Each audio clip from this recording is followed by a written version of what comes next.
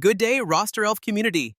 Jack Huang here to show you how color coding positions can make rostering faster and clearer. Let's get started. How to access the Positions tab. Click the Positions tab to open the full list of positions. The list shows every position in one organized view ready for editing. How to select a position to color code.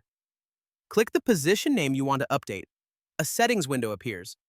This window holds all the custom options for that role. How to choose a color for the position. Click the Custom Color dropdown in the top right corner. Pick a shade that best represents the role. Click Save to lock in the color. How to view color-coded positions on the roster. Return to your roster screen or refresh the page, and the colored positions will stand out instantly. Repeat the same steps for other roles to build a vibrant, easy-to-scan schedule. Need a hand? Our support team is always available.